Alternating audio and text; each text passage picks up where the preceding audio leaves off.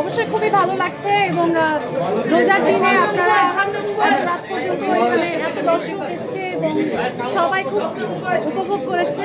So definitely অমি ভাইয়া বা আমাদের সবারই যেটা ছিল যে এন্টারটেইনিং একটা কন্টেন্ট বানানো। সো ডেফিনেটলি হলের সবার রিয়াকশন দেখে মনে হয়েছে যে উই আর সাকসেসফুল।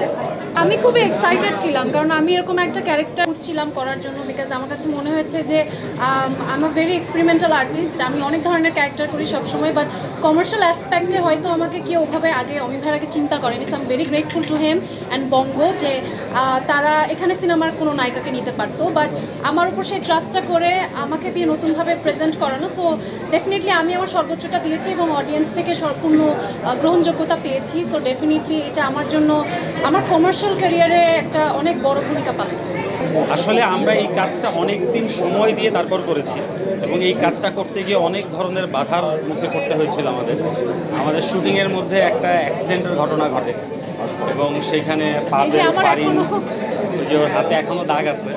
সো সবাই আসলে অনেক এফোর্ট দিয়ে আমরা কাজটা করেছি এবং আমাদের একটাই উদ্দেশ্য সবার যে ঈদে দর্শকদের এন্টারটেইন করা। এবং হলে দর্শকদের যেই রিয়াকশান দেখলাম, আমার কাছে মনে হলো যে ফারিনের কথা মতোই যে হয়তো আমরা দর্শককে এন্টারটেইন করতে পেরেছি, কারণ বিভিন্ন জায়গায় মানুষের চিৎকার এটা আসলে আমাদেরকে অনেক ইন্সপায়ার করে এবং এই ধরনের কাজ আমি আসলে সামনে আরও করতে চাই। ডিরেক্টর জানে এটা ব্যাচেলর পয়েন্টের ডিরেক্টর হচ্ছেন অমি ভাই। ব্যাচেলর পয়েন্টের শুরু থেকে শেষ পুরোটা ভাবনা হচ্ছে অমি ভাই। সো আসলে এটা অমি ভাই ডিসাইড করবে এবং অমি ভাই সিদ্ধান্ত নেবে বা কিংবা অমি ভাই আপনাদেরকে জানাবে কবে তিনি ব্যাচেলর পয়েন্ট নিয়ে আসবেন। আমরা অপেক্ষা করতেছি আপনাদের। ওয়ালটন আবারও মিলিনিয়ার অফারে ওয়ালটন ফ্রিজ কিনে আপনিও হয়ে যেতে পারেন মিলিয়নিয়ার।